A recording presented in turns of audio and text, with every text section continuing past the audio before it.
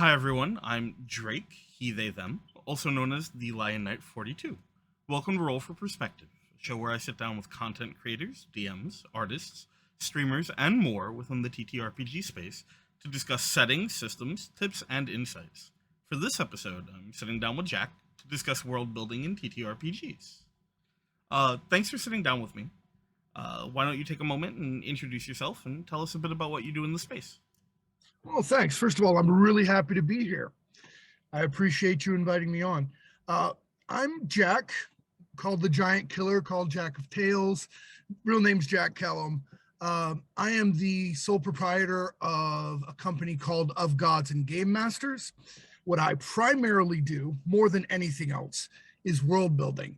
But I also make gods, villains, monsters, pantheons for almost any system. I put up content for 5 or 6 systems every week on my website, which is ofgodsandgamemasters.com.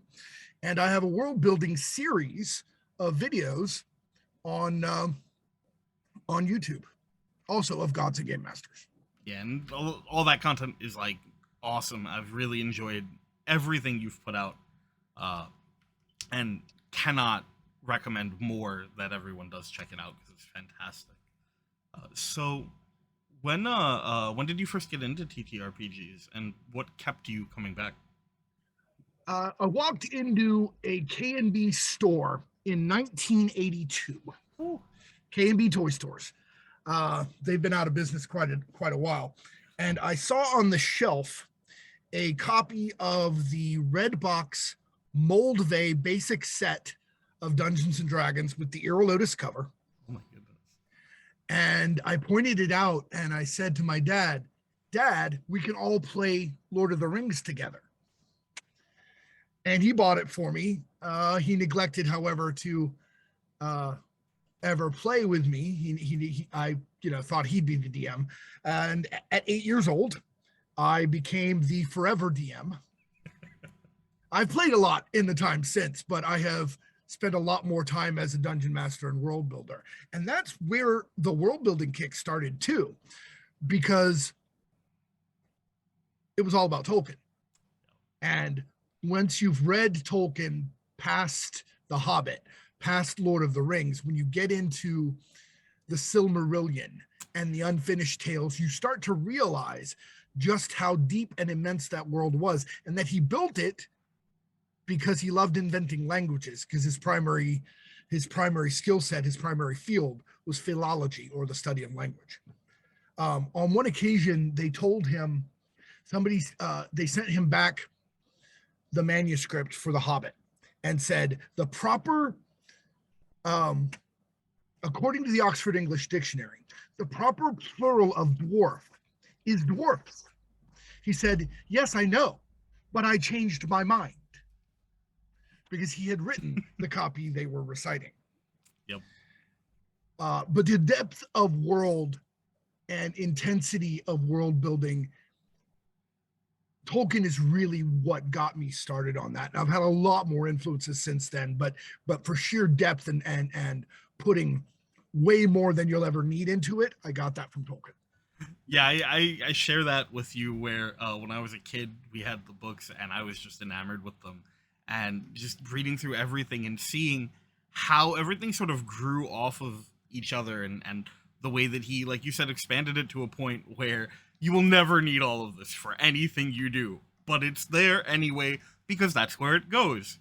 It was just so fantastic. And even though you may not ever touch on the various materials you produce, every bit of it that you do produce makes that world deeper. And you can sense that, you can feel it. The world is more real because those pieces touch other pieces that touch other pieces that you do use. Yeah, absolutely. And it's honestly my favorite part of world building is exactly that, is finding those small details that then will influence everything, and even sometimes just so indirectly that it wouldn't matter at never first comes glance. Up in a game, never comes up in a story, but it has affected things that do come up. Yeah, absolutely. So that, which also answers my next question, because I was going to ask, what is it about building worlds that you find so interesting? Well, there's more to that question actually, and Please, it's yeah. not just Tolkien. It's I've read so much fantasy fiction and science fiction throughout my whole life, and I've been enamored with the worlds I find there, and it just causes me to create these worlds in my head. And if I don't get them on paper, if I don't get them into the computer, they start causing me physical pain after a while. Just too much pressure of ideas. But the main thing is I run so many games. I have run so many games in 40 years. What I've realized is that each setting, each world is for different kinds of stories. You can try to build a world that will handle every type of story, but it won't do any of them as well as the world you built to tell a specific story. So while some people might go kitchen sink and build Galarion, Pathfinder, Yeah. don't get me wrong, I love the setting. It's well built, deep lore, really cool, but definitely kitchen sink. They have everything you might want in a fantasy world all in one place. My approach instead is theme, mood, world for each game, each thing I'm trying to achieve, each story I'm trying to tell. Yeah. Rega specifically really caught me by surprise, kind of segueing into the world building that I'm most deeply involved in right now. Yeah, please. The successor states of Rega are a Roman inspired setting, post-Roman, like roughly equivalent to the year 1100 in our world, with cultures based on several, very loosely, on several European nations that were successor states to the Roman Empire. But where that inspiration started isn't with Rome. Where that inspiration started was I started doing my series of world building videos, and I started where I usually start, which is with the Pantheon. And I was explaining to people the easiest way I have discovered of building a Pantheon quickly. Rega wasn't supposed to be a setting. Rega was supposed to be an example of easy mode world building. So the first video is called Gods Filing Off the Serial Numbers, and it's also on my website as a blog post so that people who aren't great with watching videos can still read it and catch up. I need to get some of my more recent ones onto the blog as well. But my intent was just to go, okay, this is how you build a Pantheon, and that, or the easy way. There's way more complicated ways than the ways I used. Sure. Here's how to build a Pantheon easily that is evocative and feels cool to you without carrying on the baggage that's attached to the real world gods. Yeah, you might want somebody who's like Zeus, but you don't like the baggage of the serial rapist. Unfortunately, not something you would necessarily want now. Right. Or now ever, you might really. if he's a bad guy. Sure. But as the king of the gods, not so great. Probably not. Yeah, that particular video, since you bring that one up, was such a huge inspiration for me in building my Pantheon for Rodain for Dice Trays Action. Oh, awesome. I would love to take a look at your Pantheon, by the way, if you get a chance. Oh yeah, absolutely. I'd love to discuss that with you. Give you a little feedback on it. Yeah, please. So, I'd love that. Great. So what I did, as you know from the video, is grab gods from a whole bunch of different pantheons. My quote unquote Zeus equivalent is actually roughly inspired by Thor. His wife isn't Hera or Sif. She's inspired by the ancient Hebrew goddess Asherah. His daughter Ignia is based on a combination of Bridget and Hestia, Bridget from the Celtic myths, Hestia from the Greek and Roman. Vesta, if it was Roman. His son Solus looks on the surface like an Apollo clone, but what he really is based on is Nergal, the ancient Mesopotamian deity who was a sun god who became an underworld god. And then I grabbed my moon gods both from Japan.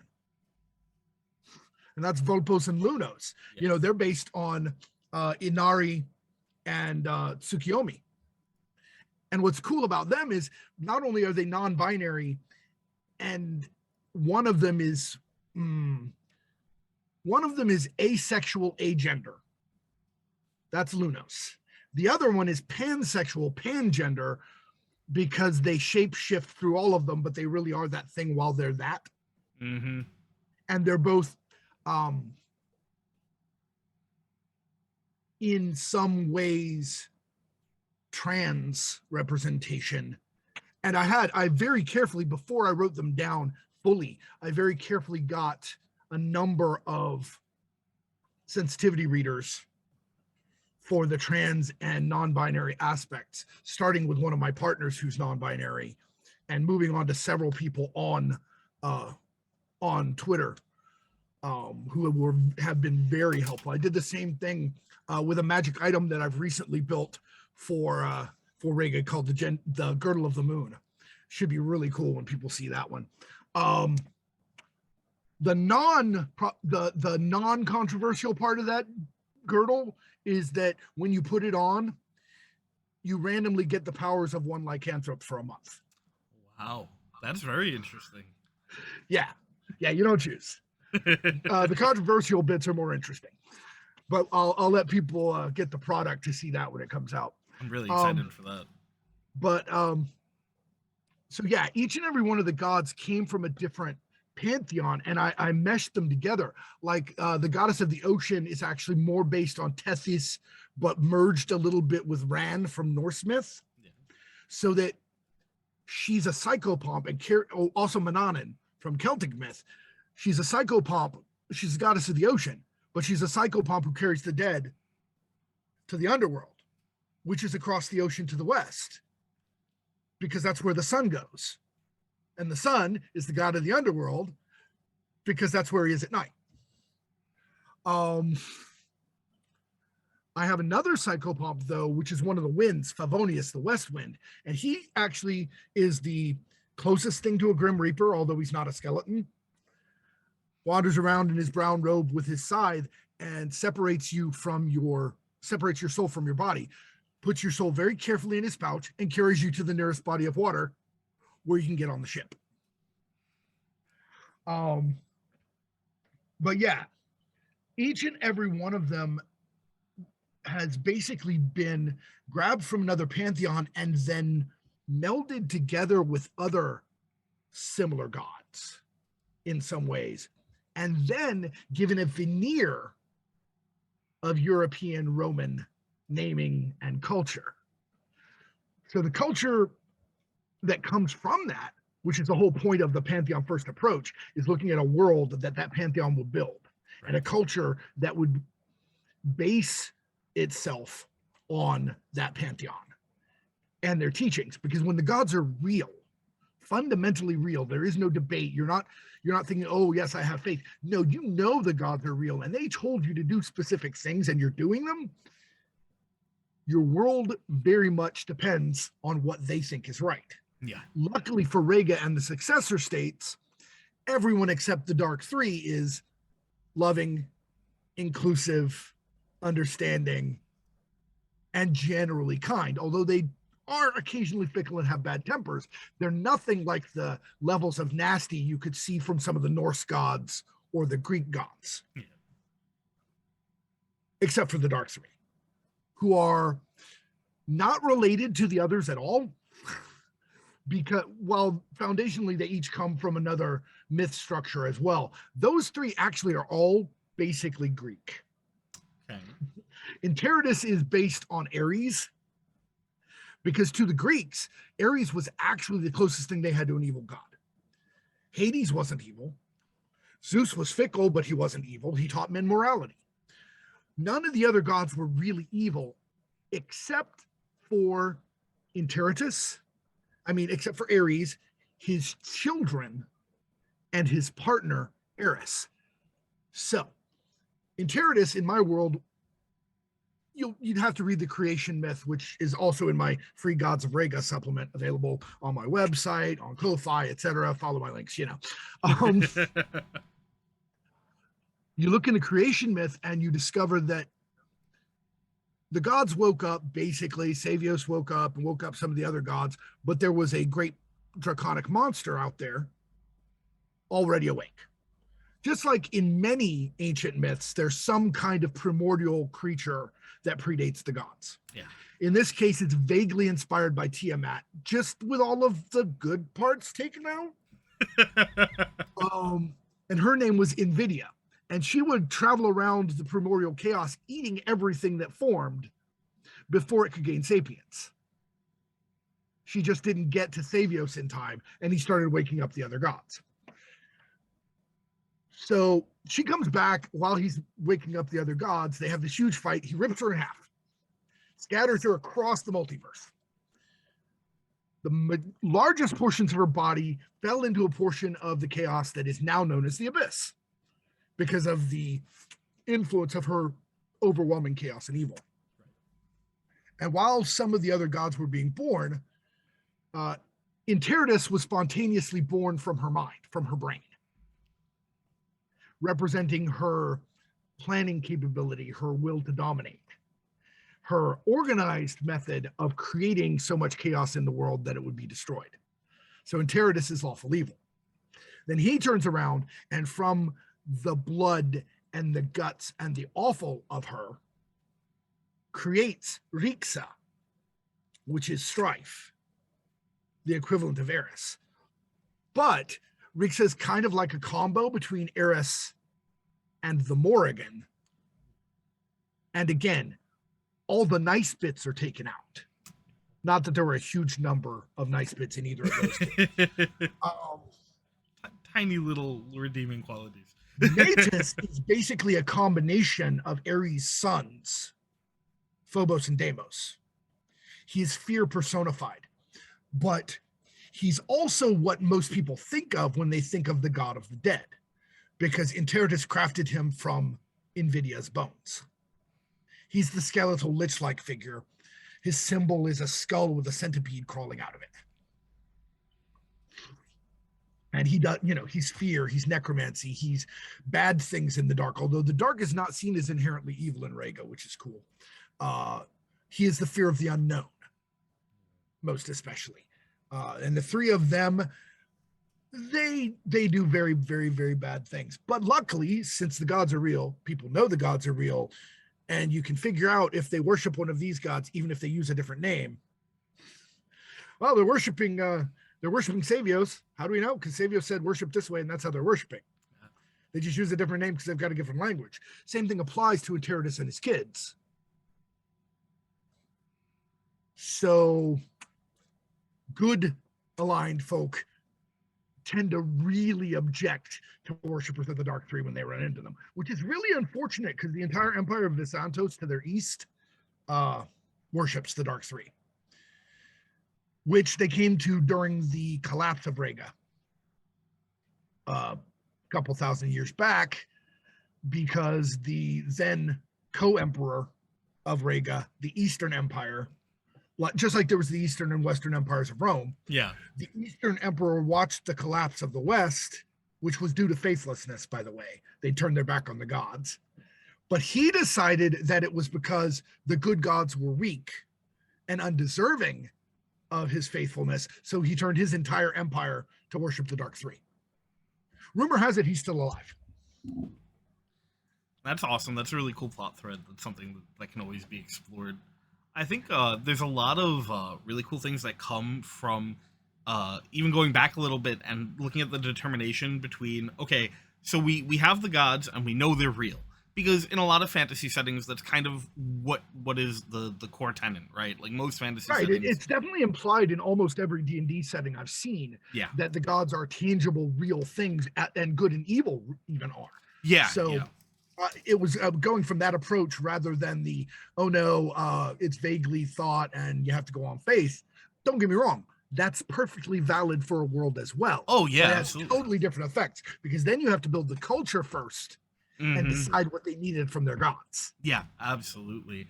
And the other thing that makes such a distinction between like how the world will turn out is also making another thing that you mentioned, the decision about, okay, so are the gods these good-hearted, good-natured, whatever you want to call them, individuals, or are they more flawed on a personal level, and how that impacts the world around them? One of the interesting things about that is you look at Greek and Roman and you can actually see that distinction. The original Greek gods are all very flawed, very fickle. They explain a hostile world that the Greeks are living in because the Greek, the peninsula of Greece is mountainous. It's harsh. It's not super arable. It's got massive storms. So they envision their gods as dangerous and unpredictable. Even though Rome patterned many of their gods off of Greece, they also had a great deal of influence from the earlier Etruscans of the Italian peninsula. And their gods, they envisioned not as an explanation, not entirely just as an explanation of the physical world around them, but as moral paragons, something to aspire to. Jupiter is not nearly as rapey as Zeus. Mars is a disciplined, controlled soldier, not a bloodthirsty maniac like Ares. So most of their gods are aspirational. And I thought with Rega, it being after I'd already gathered all these gods and realizing that I was ending up with a Mediterranean people, that I would go the aspirational route. One of the interesting things about the Mediterranean people thing is Rega as an empire lasted thousands of years. So it was much longer than the equivalent of our Roman Empire. And because their gods were inclusive and saw people as people, and they knew because their gods had told them that their gods had made all of the other people, they treated them as people. And after even though during the kingdom and the republic and even the later empire, they conquered some of those people, after they were part of the kingdom, republic, then empire, they treated them as full citizens. They mingled completely and freely, which in the long run, and this actually comes up in my newest video that I'm going to do, in the long run, they mingled their ethnicities completely, coming up with a unique Regan ethnicity that is kind of a medium brown coffee color with curly hair, sometimes kinky. But because they've also bred with demigods, celestials, and occasionally elves and dwarves, they can have any hair color known to humanity and some that aren't, and any eye color known to humanity and some that aren't. But the foundation of humans in Rega, at least, are POC. I love that. Now, there are still white people. They're the northern areas outside the basic play area. There are many northern nations. Rega sees them as barbaric, as uncivilized, but as I'll point out in my personal video, civilized and uncivilized don't have a value judgment when I use them. They simply mean lives in cities, doesn't live in cities, which is literally what the words mean. Yeah, I tend to do the Rega, same. the people of Rega see them as barbarians. They may attach a value judgment, but especially since their nearest neighbors do actually raid them fairly often, so they're like, barbarians, and they have to deal with basically both Hunnish and Germanic barbarians of those sorts coming down into their country. And that's not even counting the Eastern Evil Empire. And the fact that with the fall of Rega, the entire Archean Peninsula, which is effectively Italy, is now a monster-haunted wasteland of nothing but ruins and rainforest. which interestingly enough, and I'll get to this at some point, probably not this video, but maybe the next one, is full of a bunch of invasive species, animals you wouldn't normally find in Europe, because they had menageries and gladiatorial games from all over the world. They've got tigers, they've got lions, they've got animals from all over the place that shouldn't be in Archaea, but they're there because they all got out of the zoos, they all got out of the gladiatorial pits. And that has such a huge impact on just the ecosystem in so many ways, which is always such a cool way to explore. The Archean Peninsula is a very, very dangerous place because they had a lot more apex predators starting to fight it out.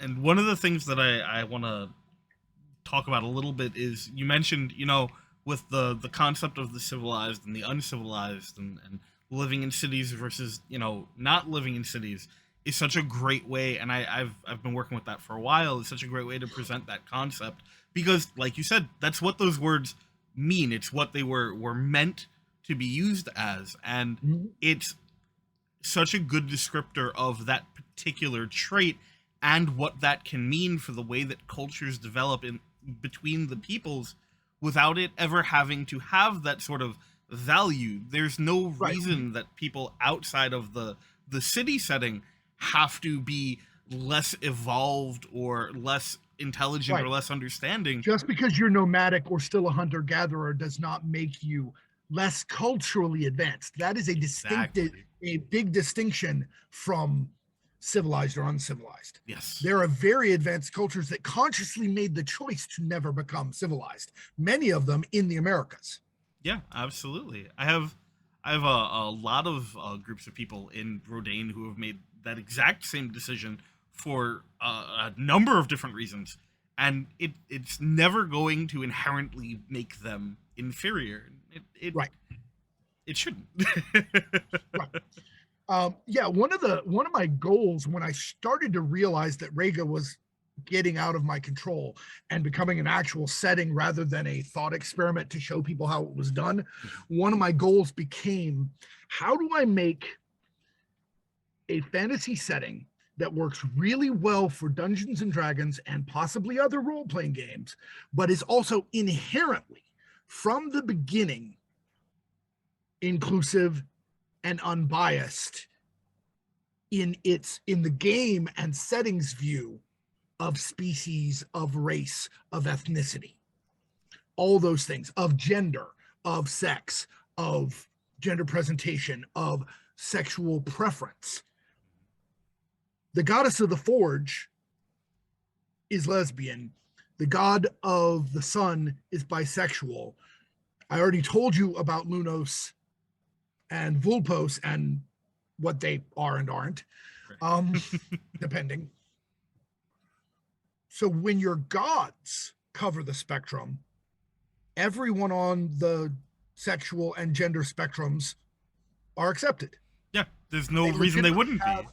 They legitimately have rituals in their society for officially changing gender. But you're not required to do them in order to present or act that way. But they're there. And in some cases, they even have, at the higher capacity, the magical ways of actually causing those transitions to occur, if physical transition is wanted.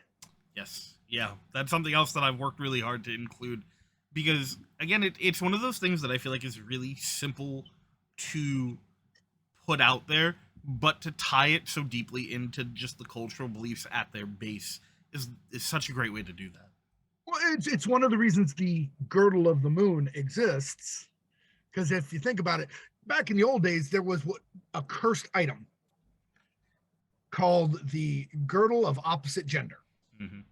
You'd put it on and you'd turn into the other gender, and this was considered a curse. Yeah. Well, it is if you don't want it, obviously. But what if it wasn't? Exactly. The girdle of the moon is sacred to both Lunos and Vulpos.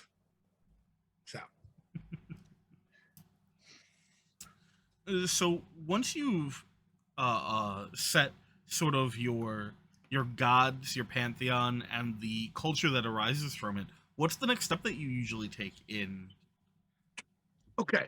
Well, you start from the gods and you look at the world they built, right?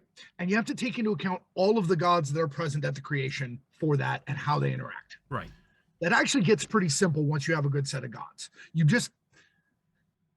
This is something that Ed Greenwood agreed with me on when I mentioned it, because it's how he did some of his world building. You just role play the gods, do what they would do, just like they were a player character, and it actually becomes pretty easy to build what they would build. Once you've gotten to that point, the next step is the world starts to spread out in front of you. You start to see your variant species and cultures and why they exist, why the god would make that specific thing.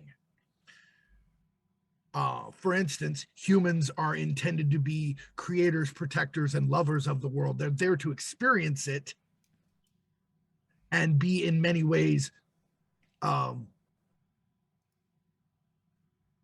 the children of Savios and Kaela being the queen of the gods, the children of their heart.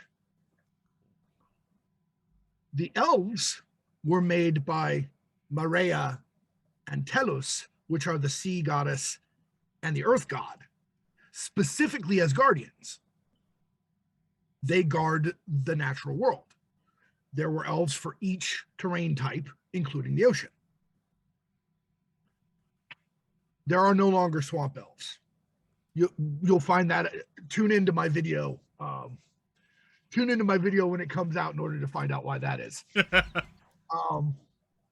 But the dwarves were crafted specifically by Ignia because she needed assistance with making things. Lunos and Volpos thought everybody else was just a little too stuck in the mud and boring, so they made halflings.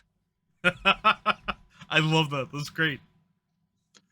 And, it goes on like that. Yeah. There are no orcs in Rega. There are goblins. The explanation for them is, well, they weren't created. Okay, interesting. It's vaguely similar to, have you played Dragon Age? Yeah. So the Darkspawn. Oh, okay. Each one of the Darkspawn is corrupted from one of the other species of Thedas, right? Yeah. And becomes a Darkspawn. That's basically what the Koblinoi, the goblin folk, are in Rega, except that they all have the same corruption in the same source of their corruption. And it's the source of almost all the monsters in the world as well. Oh. And it goes back to the very beginning of creation, when Savios ripped Invidia in half and her blood and body parts sprayed across the cosmos. That's great. I love that. So you can turn any monster into anything and have unique monsters anytime you want, just because they ran into a pool of Invidia's blood. Oh, that's awesome. Yeah, I love that. Yep. So yeah, that's where all of the Koboloi or Koblinoi, using the original Greek words for goblins, that's where they all come from. They are some twisted version of one of the other races, one of the other species. Awesome. So I have another. Oh, go ahead, please. Last thing. It avoids the bioessentialist problem because it isn't biology. Every single one of them, and even they are not inherently evil. They may be tend toward it because of their culture and the religion they're raised in, but they are not inherently evil. They just tend to be. So it's totally possible to have a good aligned goblin or hobgoblin. It's just not real common or real likely, and there will unfortunately be racism in the setting against them. Sure. But I'm not of the opinion that you should get rid of all real world ills in a setting, because then it's hard. What bad things are the bad guys going to do to show they're bad? Yeah. For one thing. Anyway, you got a question. Well, before I get to that question, just to build off of that for a moment, it reminds me of a tweet from a couple weeks ago when there was still the really loud uproar going around again about orcs having to be evil, which is cool. We could spend a whole episode on that nonsense. The only aside I'm going to put on that is Tolkien orcs are just like my Koblinoi. They're not They're not a species. Agreed. They're elves. Yeah. But one of the tweets I saw was this argument of, if you create a world that doesn't have these inherent concepts of evil, whether it be through having evil races or species, or through having things like racism or sexism, you end up with a utopia and there's no reason to play. And it's something that I felt was really important to sort of unpackage, and I talked about it a little bit on Twitter. But it's a concept where at its base, it might sound like a valid argument, but there's so many ways to present conflict and issue even outside of that. But at the same time, you have there are things that don't have to be considered standing expectations in your world, like with racism or sexism or anything else, that can still play roles in smaller places or in specific cultures. Absolutely. Also, while I do have these evil races, again, they're not inherently so. Sure. It's totally possible to build a world without them that has plenty of conflict. Yep, absolutely. You can have a fantasy world that has only humans in it. Humans come in every possible moral spectrum. Mm-hmm.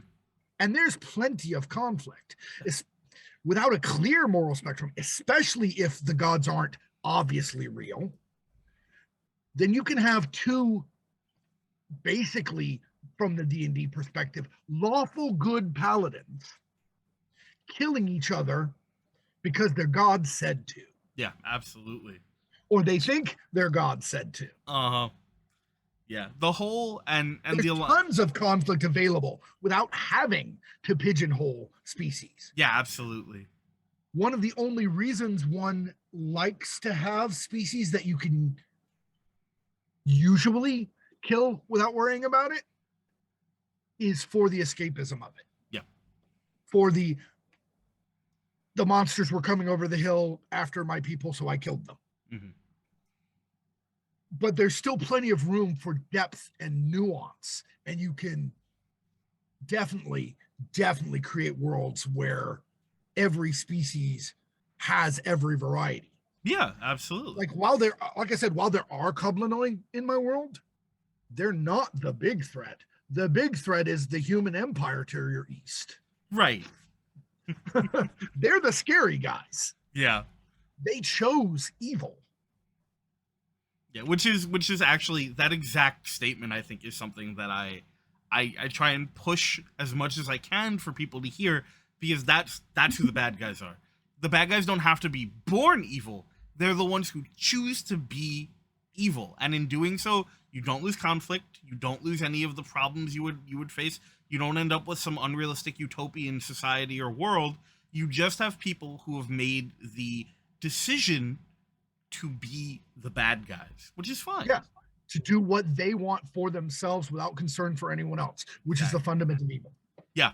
Yep. So long as what you do does not unduly harm anyone else, you're on the right side. Yeah. Once you start doing harm to other people just to get whatever you want, that's what evil is. Yep, that's when you've made that slide. Yeah, and it's not a hard slide to get on, unfortunately. So one more key thing about that good and evil thing, we need to remember that in D&D specifically, it didn't start out good and evil. It started out law and chaos. Yes. And later it got the nuance of lawful good, lawful evil, chaotic good, chaotic evil, and then got, the interspersed middle alignments after that, etc. And here's the thing. When you start to think of law versus chaos, then you realize that's actually about settled versus unsettled, civilized versus uncivilized, frontier conquering, which is unfortunately, and you'll hear a lot of people screaming, no, it isn't. That's a very colonialist perspective. Yeah, 100%. And I'm sorry, just to jump in here for 1 second. Anytime anyone says otherwise, they're just wrong. Correct. It's wholly colonial because frontiers don't exist in a world where there are already people when you go there. Not really. Nope. The Americas were not an untainted wilderness that provided food for no apparent reason. They were a carefully tended garden that just didn't involve settling down in one place and cutting open the ground. Yep, absolutely. Anyway, sorry, that was my Native American soapbox. Absolutely, and you are welcome to it anytime. We are unfortunately a little short on time. Very good. Very good. So I'm gonna throw one more question at you, and then I do think we're gonna wrap it up for. All right, very well. Okay, make it a good one. For people out there who are planning on designing their own worlds, and settings, and really sort of like getting into the nitty gritty of it, what's something that you think is absolutely paramount to know before you start the process? Two things. Understand what you want out of it. Like, if you want to write gripping stories in it, or do you want to run tabletop or LARP in it? Because those are different things. But you can build it for both. You just have to know what you want out of the world. Here's the other really critical thing that I would say to all world builders, and that is read. Read other people's work. Read fiction, read fantasy, read science fiction, read, especially from my perspective, mythology and folklore. The older, the better, because then you start getting ideas of how people thought the world was put together. Or maybe they didn't, and maybe those were just the stories they thought were important to tell. Either way, there's so much rich information out there. You get enough of it in, and it just starts boiling together by itself. And that's where you get the ideas. That's where you get the breadth, the intensity of it. The last thing I'll say is, it doesn't happen until you sit down and do it. You can have all the ideas in the world. I don't care how good your ideas are. My ideas are fantastic. I didn't start putting them down and getting them out to other people until last year. 40 years I've been doing this, making people happy with my games. I ran LARPs for up to 160 people, but I never tried to publish anything. There's nothing stopping you. Build your world, put it out there. If it's good, they'll like it. If it's good, you'll make it. It's going to take some luck, but here's the thing about that. First of all success requires luck, but it also requires you to believe that there's no luck involved and put in the hard work. Yeah. Couldn't have put it better myself. Absolutely. And I think that's going to do it for this episode of Roll for Perspective. This was an absolute treat. I loved having this talk with you. Thank you so much for being here. I appreciate it. I appreciated talking with you, and man, you were really tolerant of how much I talk. So that's good. I love it. I love it. Just, well, I would love to do this again, sit down and do another episode. There's so many other topics that I would love to cover with you. And absolutely. Anytime. Anytime. Yeah. So if you want to see what Jack's been working on, you should, and you absolutely should check it out because it's amazing.